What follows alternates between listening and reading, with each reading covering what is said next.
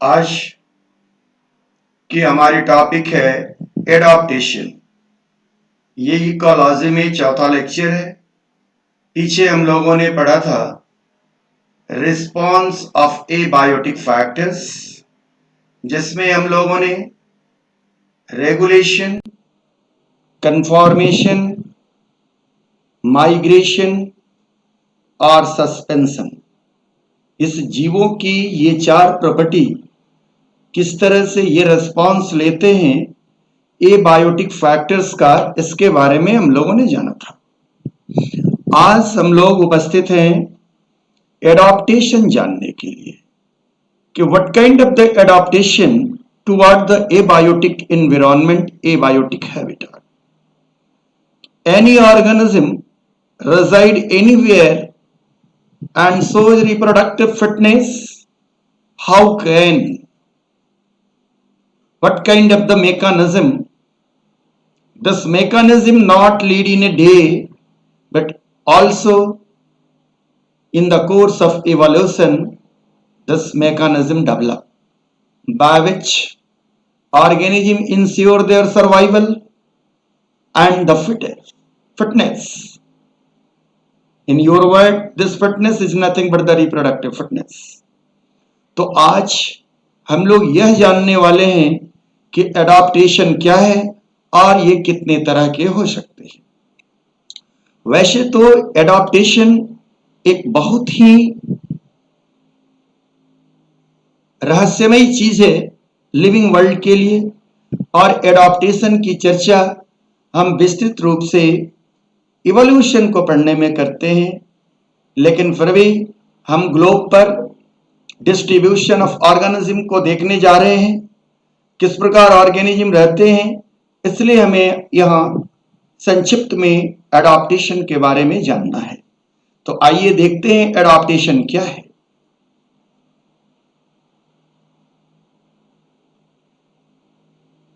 Adaptation, मैं फिर एक बार याद दिला दूं कि मैं एनसीईआरटी के टेक्स्ट को लिया हूं, क्योंकि मेरा मानना है कि मैं आपको एनसीईआरटी लाइन बाय लाइन पढ़ाऊं और उसकी हर बातों को आपके जहन में बैठाऊं, खासकर इकोलॉजी के लिए। Adaptation, while considering the various alternatives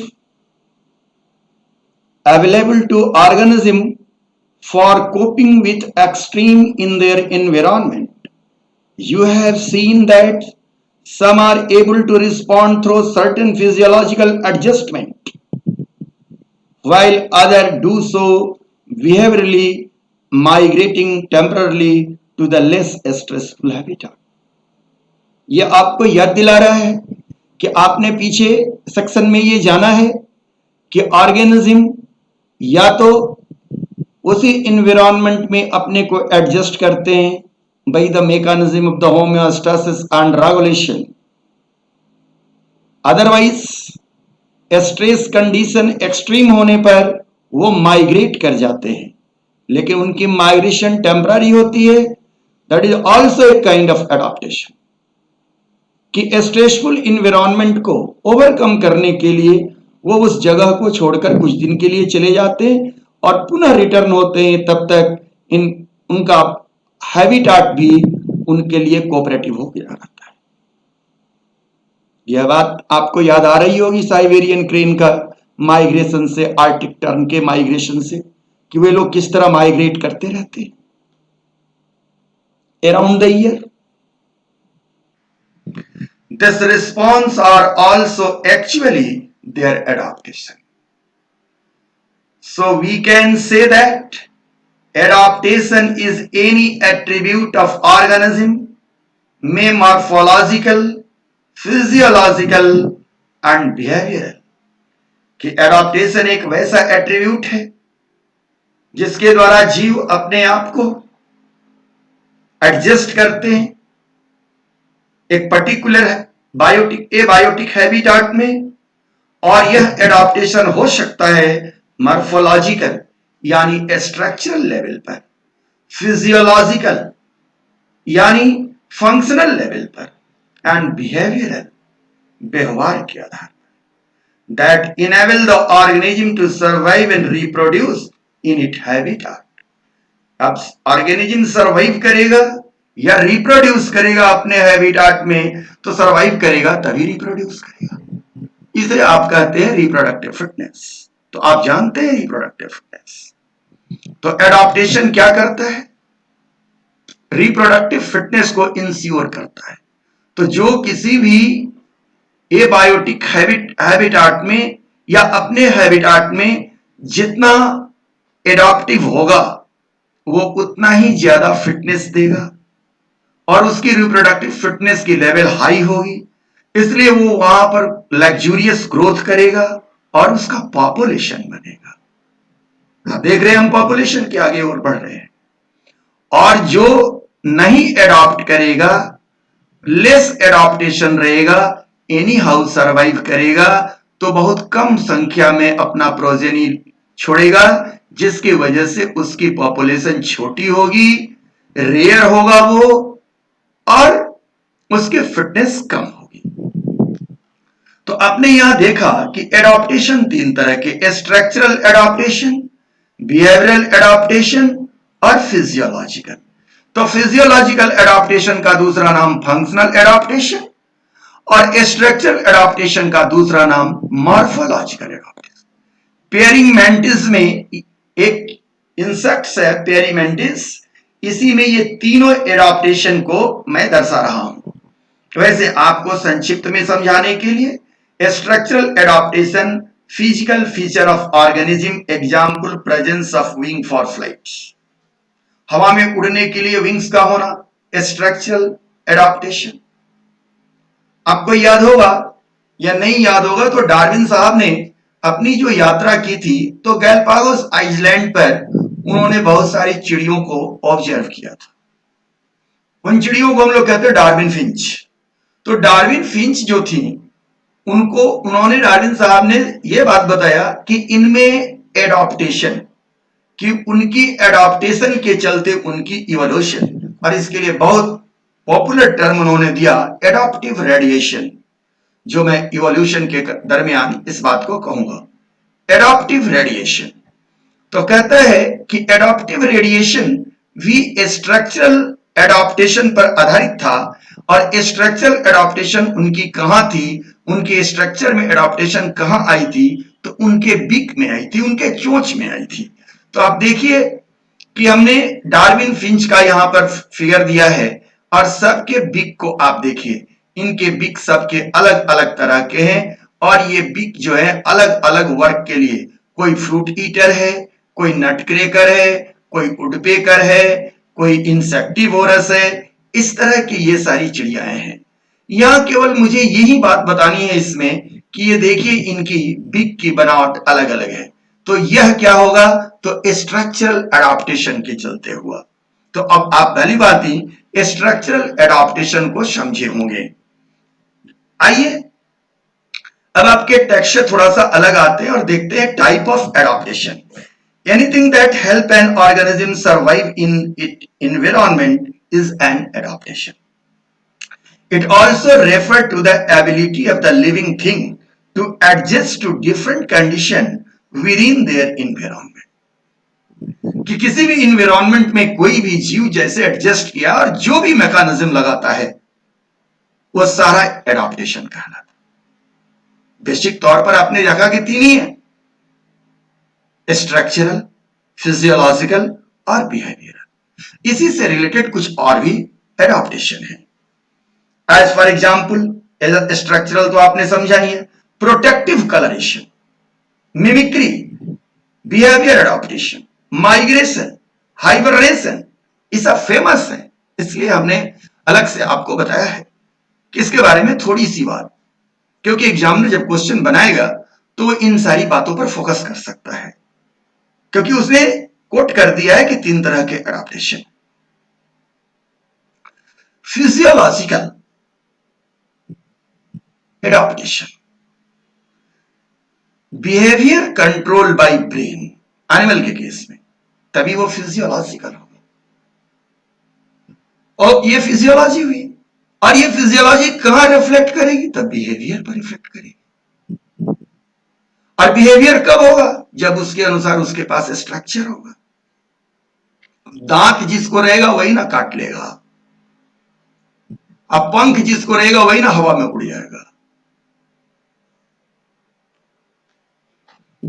तो physiological adaptation, behaviour control by brain, जैसे reflex, blinking of eye, pain, swelling, tolerance to certain poison, logical thinking, these are the physiological adaptation in the case of human, but it is applied in all organisms including all the animal. Behavior adaptation, behavior adaptation include activities that help an animal survive, जैसे ये duck का तैरना, bat का उल्टा लटकना। Behavior adaptation can be learned or instinctive. अब learn और instinctive, इसको हम ऐसे कहते हैं लर्न और इनेट। लर्न माने जन्म के बाद जो सीखा जाए, और इनेट जो जन्मजात हो। तो दोनों तरह के बिहेवियर होते हैं। इसीलिए ये डक के साथ इसके छोटे छोटे बच्चे तैर रहे हैं, ये डक छोटे बच्चों को तैरा रहा है। Social behaviour, behaviour for protection, जानवरों में होता है, ग्रुप में रहते हैं, हेरिंग में रहते हैं, हार्ट में जानवर रहते हैं, और उसमें हर मेंबर का अलग अलग वर्क होता है। तो this is the behaviour adaptation. Protective colouration, आप देखें यहां नीचे रैबिट को मैंने दिखाया है कि रैबिट को ग्राउंड से ये मैच कर रहा है, पोलर बियर भी अपने ग्राउंड आइस से मैच कर रहा है। Coloration and protective resemblance allow the animal to blend into it environment, अपने एनवायरनमेंट के अनुसार मिक्स कर जाता है। इसीलिए मिलिट्री की वर्दी आप लोग देखते होंगे कि वो जंगलों में छुप जाए तो उसे कोई नहीं समझे, जमीन पर सो जाए तो उसे कोई नहीं देखे, इस तरह की उसकी वर्दी बनाए जाते हैं। These are the protective coloration, जिस कलर के द्वारा वो बैकग्राउंड से मैच कर जाए। Another word for this might be camouflage, मैं आगे बात करूंगा कैमोफ्लैगी पर। Their camouflage make it hard for the enemies to the single out individual, कि कैसे ऑर्गेनिज्म कैमोफ्लैगी करते हैं, ये भी बात आप जानते हैं। कैमलियन का केस है कैमोफ्लैगी का, मैं भी तुरंत बता रहा हूं उसे। Mimicry, mimicry allow one animal to look and one animal to look, sound or act like another animal to fool predator into thinking it is poisonous or dangerous, मैंने एक दूसरे का वो नकल करके नहीं। अब ये देखिए आउल को देखिए कि आउल जो है जिस तरह की ये आउल है और ये भी आउल है, दोनों के आंखों को डिजाइन को देखिए कि देखने से ही ये मिमिक कर रहे हैं। अब इसका हंटर इसका प्रे कर सकता है, इसका हंटर, इसको तो ये छिप गया, इसका प्रे हो गया, ये छिप गया तो इसका प्रे हो गया, और ये छिप और इसका प्रे हुआ तो ये छिप गया। मिमिक्री, ये सब बहुत वास्ट चीज है, बड़ी बड़ी चीजें, बहुत सारी इस पर कंसेप्ट है, लेकिन समय को देखते हुए और आपके टेक्स्ट को देखते हुए मैं बहुत ही नट सेल में टच कर रहा हूं। ये स्नेक सब है कि कौन पॉइजनस है कौन नॉन पॉइजनस है, एक दूसरे को मिमिक करते हैं। अब इसके बाद माइग्रेशन भी एडॉप्टेशन है, तो आप जानते ही हैं कि this is the when the behavioural adaptation involve an animal और group of the animal moving from one region to another and back again. ये एनिमल में भी होता है और बर्ड्स में भी होता है।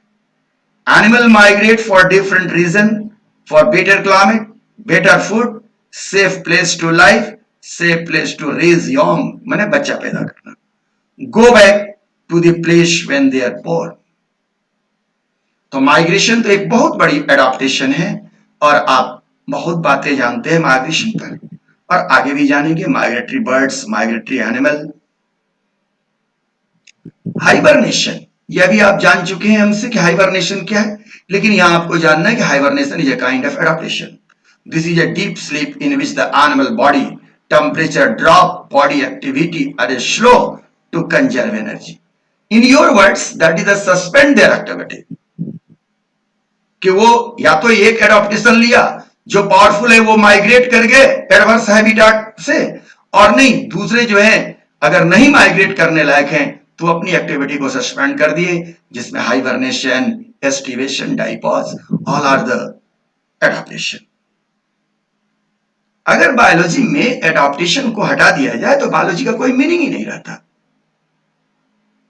Each and every kind of the behavior, each and every kind of the phenomena, each of every kind of the physiology by which the organism survive in a particular habitat, that is called adaptation. Am I right? आगे बढ़ते हैं NCERT के text को लेके. Many adaptation have evolved over a long evolutionary time. पहले भी बोला. And are genetically fixed. Innate. जब होगा तो वो genetically fixed. In the absence of an external source of water, the kangaroo rat, very important, in North America desert is capable of meeting all it water requirements through it internal fat oxidation. Fat oxidation यानी respiration of fat. वो glucose को respiratory substrate को छोड़कर, protein को छोड़कर वो fat को oxidise करता है और उससे मेटाबॉलिक वाटर जो निकलता है वही मेटाबॉलिक वाटर उसके सर्वाइवल का कारण बनता है. In which water is a by product. It also has the ability to concentrate it urine. पीछे दिन भी बताया था यूरिन कंसंट्रेट करने के लिए, और आप लोग एनुअल ह्यूमन फिजियोलॉजी पढ़े हैं तो आप जानते हैं कि नेफ्रॉन किस प्रकार यूरिन के कंसंट्रेशन में भाग लेता है. वो यहां पर हम डिटेल डिस्कस करने नहीं जा रहे. Show that minimal volume of water is used to remove excretory product. तो दो काम आ गया कंगारू रैट के एडॉप्टेशन में कि एक तो उसने किया कि फैट के ऑक्सीडेशन से मेटाबॉलिक वाटर को यूज किया, और less amount of water urine के रूप में वो एक्सक्रीट करता है. मैक्सिमम वाटर कंजर्वेशन होता है और इस प्रकार वो अपने आप को डेजर्ट में रखता है. यह उसकी एडॉप्टेशन में. देखिए ये कंगारू रैट है.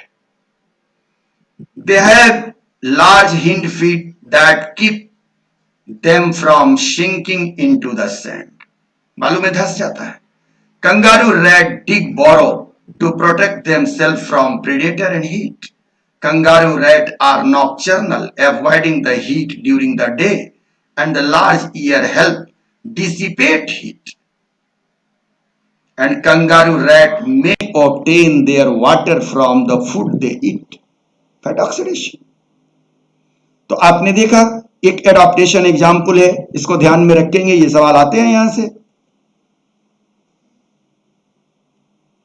अब आते हैं डेजर्ट के प्लांट्स के बारे में. Many desert plants have a thick cuticle on their leaf surface and have their stomata arranged in a deep pit to minimize water loss through transpiration. तो यहाँ दो तरह के एडॉप्टेशन आए, presence of thick cuticle and stomata arranged in a deep pit. They are also have a special photosynthetic pathway calm crystallization acid metabolism. अगर काम पर research discuss करना है फोटोसिंथेसिस के प्लांट फिजियोलॉजी के प्लेलिस्ट में हमने काम पर वीडियो दिया है, लेक्चर दिया है, आप देख सकते हैं. For enable their stomata to remain close during day. Some desert plant like opuntia have no leaf, they are reduced to a spine.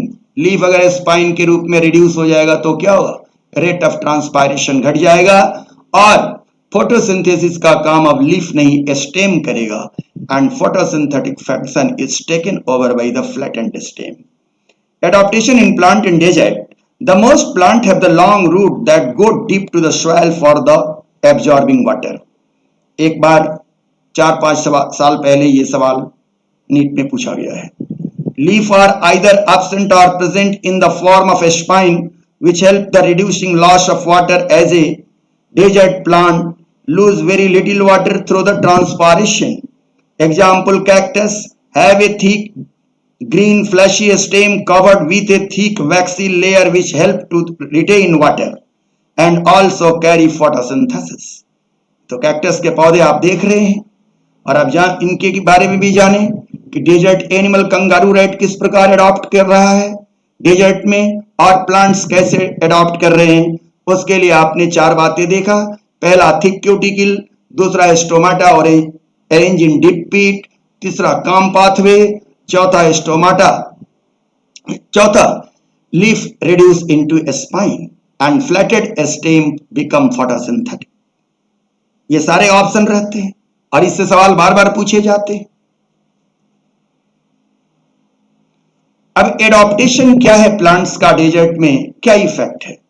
The thick vaccine cuticle on leaf reduce water loss through the cuticle, reduce number of stomata, reduce the number of stomata through which water loss can occur. Stomata sunken in peat, leaf surface covered with the fine hair, most air is trapped reducing to the diffusion gradient and it rate of water loss. Stomata close during day, open at night. ये किसके लिए? ये adaptation है और इसका effect क्या है? CAM metabolism, CO2 fixation at night, water less during day minimised, water loss during day minimised, leaf reduce and stem photosynthetic, leaf cuticle curled और folded when fleshy, reduce surface area from which transpiration can occur. तो यहां से transpiration reduce होगा। Fleshy और succulent stem, water is store in stem, water is store in tissue for times of low availability, पहले water को store कर लेता है। Deep root system, roots tap into the lower water table, root नीचे तक जाएगा। यह अफेक्ट इसलिए बताएं कि एडाप्टेशन से तो आप भली बात ही परिचित है। जब लॉजिकल क्वेश्चन आता है, असर्शन रीजन आता है, तो इसी तरह का रीजन दिया रहता है। और नीट के अलावा जो लोग ओलंपियाड के लिए तैयार हो रहे, ओलंपियाड में इस तरह के क्वेश्चन काफी पूछे जाते हैं। क्वेश्चन आपके पास है, आप देख सकते हैं। आगे बढ़ते हैं। अब इसके बाद दूसरी तरफ देखते हैं। एनसीईआरटी के टेक्स्ट का लाइन है कि mammal from colder climate generally have shorter year and limb, कि मैमल जो कोल्डर क्लाइमेट में है वो प्रायः शॉर्टर ईयर और लिम्ब रखते हैं to minimize heat loss. This is called Allen rule. आइए हम एलन रूल पर भी चर्चा करते हैं। थोड़ी बात पहले आगे बता दें। In the polar seas aquatic animal like seal have thick layer of fat blubber below their skin that act as insulator to reduce the loss of body heat। तो यहां दो तरह की एडाप्टेशन की बात की गई।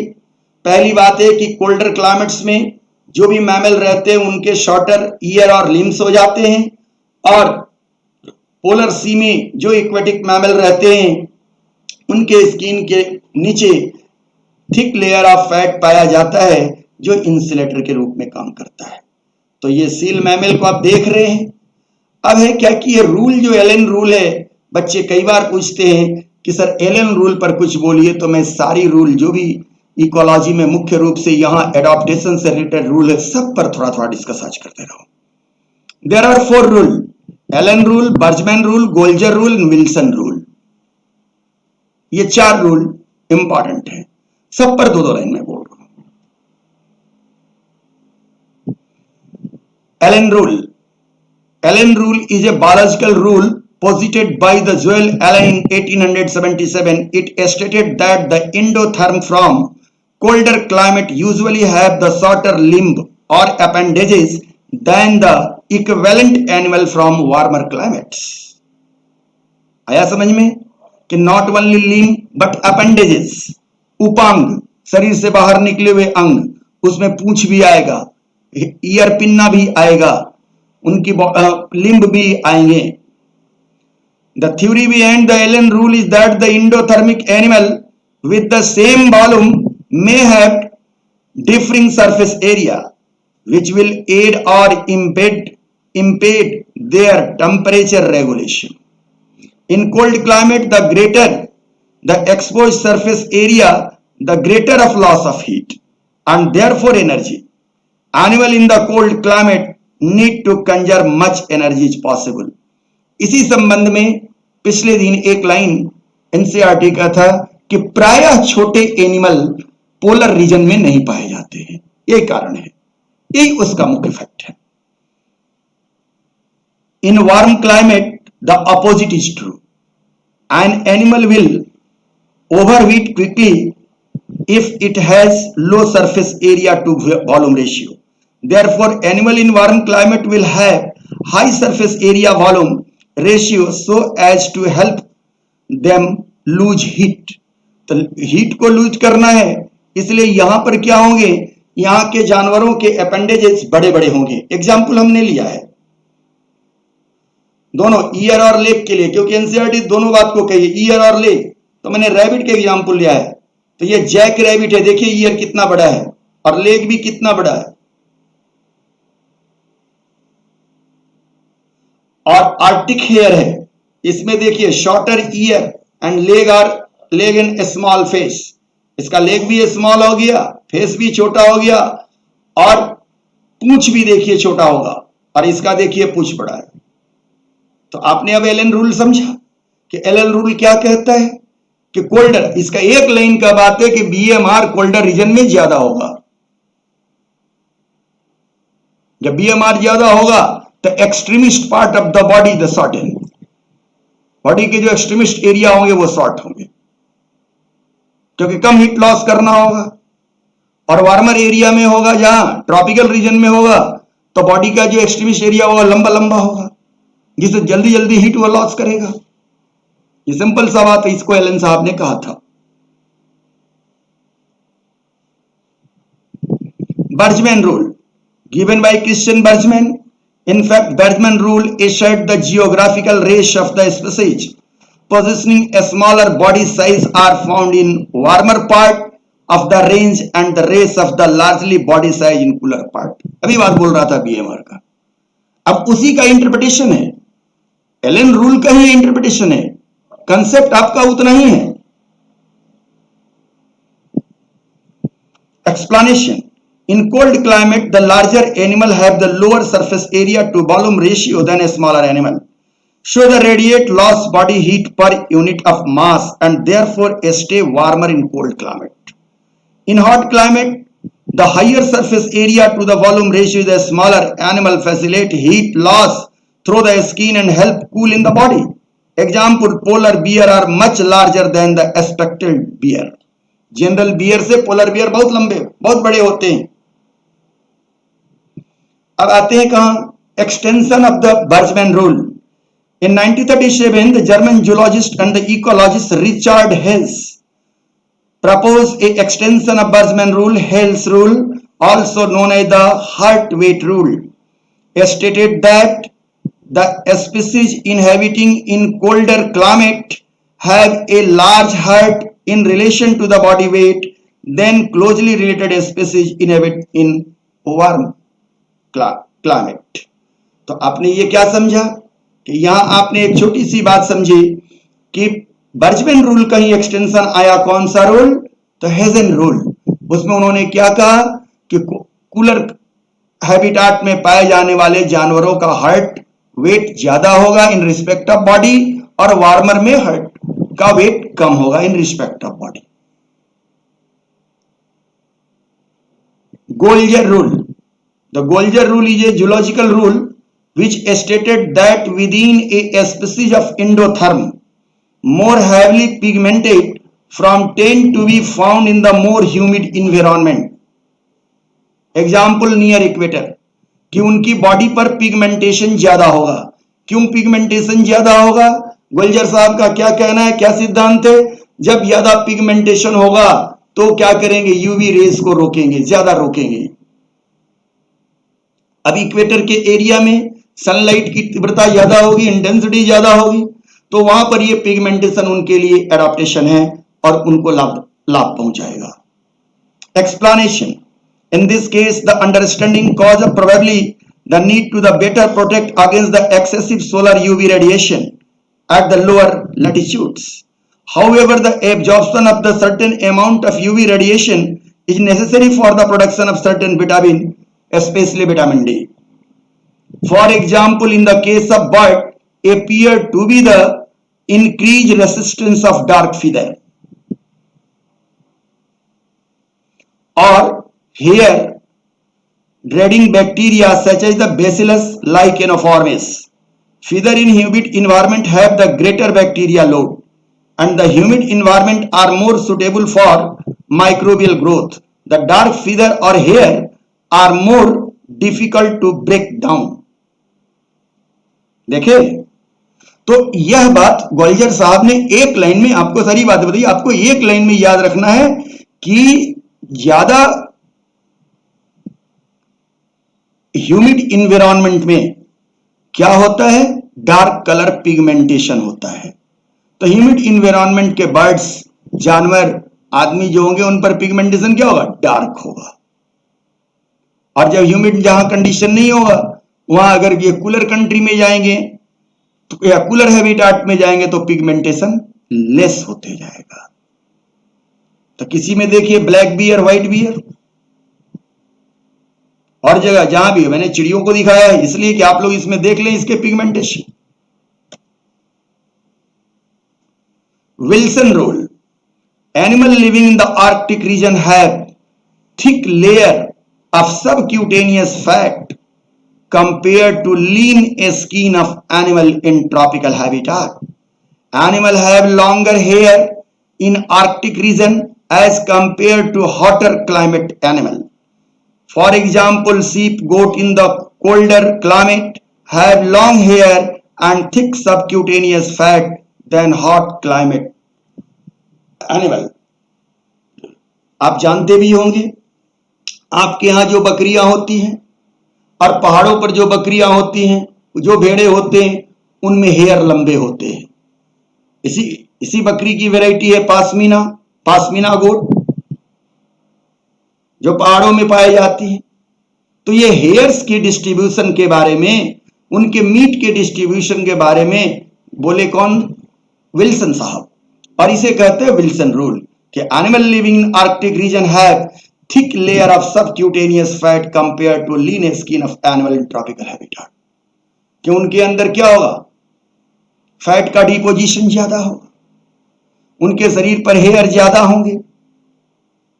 तो ये विल्सन साहब का रूल। लेकिन चारों रूल जो है, एलन रूल हो या गॉल्जर रूल हो या विल्सन रूल हो या बर्जमैन रूल हो, सबका मोर और लेस एक ही कंसेप्ट है, comparison warmer and cooler region. कैसे क्या होगा आप आराम से समझे। हमने छोटा सा यहां पर प्रयास किया है। ये बातें तो बहुत बड़ी हैं, आप जब चाहेंगे तो फिर इस पर बात डिस्कशन होगी, लेकिन यहां टेक्स्ट को देखते हुए केवल हमने थोड़ा सा डिस्कस किया है। आइए एनसीईआरटी के टेक्स्ट को आगे बढ़ाते हैं।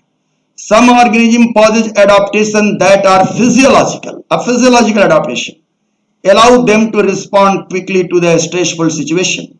If you had ever been to any high altitude place like Rohtang Pass near Manali and Mansarovar, एक बार ये ऊंचाई पूछ दिया था, ध्यान रखेंगे। In China occupied Tibet, you must have experienced what is called altitude sickness. Altitude sickness क्या है, सब लोग जानते हैं। Its symptoms include nausea, fatigue and heart palpitation. This is because of the low atmospheric pressure of the high altitude. The body does not get enough oxygen, but gradually you get acclimatized. मतलब वहां पर आप कुछ दिन तक रहे तो धीरे धीरे वहां एडजस्ट करेंगे। That is the acclimatization. And stop experiencing altitude sickness. How did your body solve this problem? The body compensate low oxygen availability by increasing red blood cell production. Last year इसी पर Nobel prize मिला है कि body कैसे compensate करता है।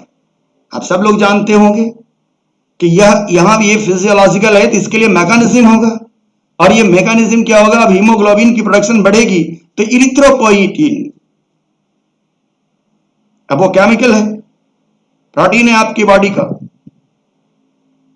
वो इस काम को कराता है। तब ये बायोकेमिकल, फिजियोलॉजिकल से नीचे जाएंगे तो ये हो जाएगा biochemical adaptation.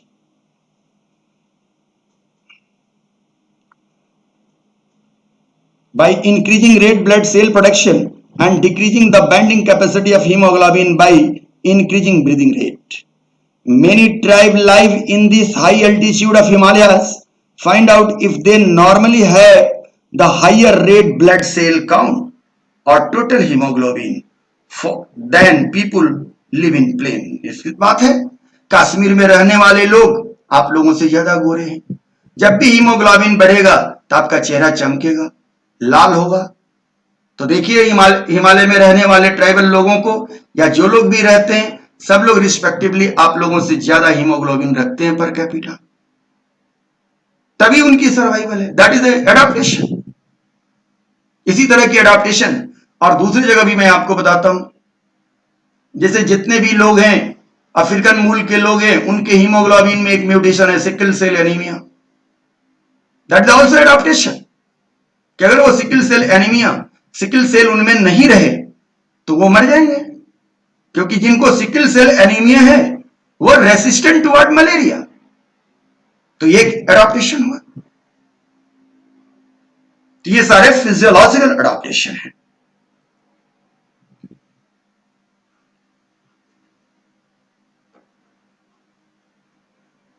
Many fish thrive in Antarctic water where the temperature is always below zero. How do they manage to keep their body fluid from freezing? 0 degree से टेम्परेचर कम है तो क्या उनके अंदर आइस न्यूक्लिएटिंग फ्रीज प्रोटीन है, उनके cell के अंदर एंटी फ्रीज प्रोटीन है, जो क्या करता है, सेल के अंदर के वाटर को फ्रीज करने से बचाता है। फिर बायोकेमिकल बातें हैं, लेकिन है तो यह फिजियोलॉजिकल भी है। अब उसके अंदर जाएंगे तो यह बायोकेमिकल भी है, एडाप्टेशन आएगा। A large variety of marine invertebrate and fish live great depth in ocean where the pressure could be 100 more than 100 times in normal atmospheric pressure. फिर इसके लिए भी उसके पास एंजाइम है, प्रोटीनिक कंटेंट है, यहां तक कि उसके रीब की जो बनावट है, रीब के पास जो इंटरनल कॉस्टल और एक्सटर्नल कॉस्टल मसल लगा हुआ है, उस मसल की में जो पाए जाने वाले एक्टिन और मायोसिन है वो दूसरे तरह के। ये कैसे हुआ? जो प्लेन में पाए जाते हैं उस तरह के उसमें नहीं है। That is adaptation. लेकिन एक दिन में ये नहीं हुआ, ये जेनेटिकली फिक्स्ड है और इवोल्यूशनरी है। How do they live under the such crushing pressure and do they have any special enzyme? Certain, जरूर, अभी हमने बात किया उस पर। Organism living in such extreme environment so A fascinating area biochemical adaptation. यही बार बार मैं समझा रहा था कि फिजियोलॉजिकल जो भी है वह निश्चित तौर से बायोकेमिकल एडाप्टेशन है।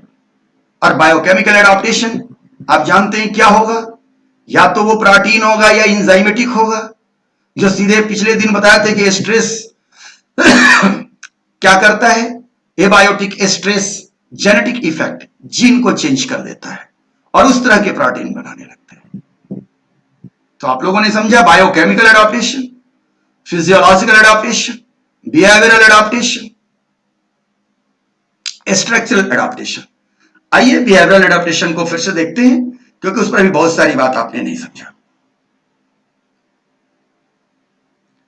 Some organisms shows behavioral response to the cope with the variation in their environment. Desert lizard lack the physiological ability that mammals have to deal with the high temperature of their habitat, but manage to keep their body temperature fairly constant by behavioral means. They bask. अब यहां पर behavioural adaptation में यह mechanism का नाम हो गया basking या bask in the sun and absorb heat when their body temperature drop below the comfort zone but move into shade when the ambient temperature बाहरी temperature start increasing. Some species are capable of burrowing into the soil to hide and escape from the above ground heat.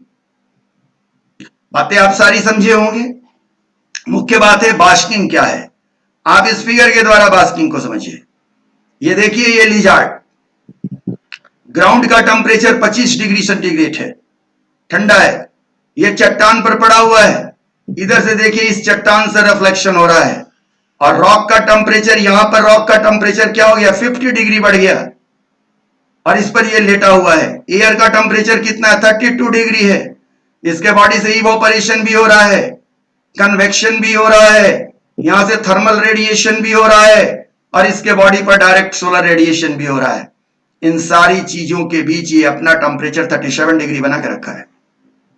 जब इससे ज्यादा होने लगेगा ये छांव में चला जाएगा, बिल के अंदर घुस जाएगा। जब ज्यादा ठंडा पड़ने लगेगा, जैसे धूप होगी इस तरह से बास्किंग करने लगेगा। ये तो डेजर्ट, यहां भी आप जानते होंगे, जैसे ही जाड़ा का दिन आएगा आपके घर की सारी छिपकलियां छिप जाएंगी, या तो वो कहां चली जाएंगी, या तो फोटो के पीछे, या अगर रात में अगर आप बाथरूम जाए, बाथरूम में कोई बल्ब जल रहा है तो आप देखिए कि उस बल्ब के ऊपर सो रही होगी छिपकली। क्या है, दैट इज द बास्किंग। तो बास्किंग से बहुत बार सवाल पूछा गया, तो आप याद रखेंगे कि बास्किंग क्या है, बिहेवियरल रिस्पॉन्स है। तो आपने स्ट्रक्चरल भी देखा, फिजियोलॉजिकल भी देखा, बिहेवियरल भी देखा। तो 3 तरह के रिस्पॉन्स और 4 तरह के रूल।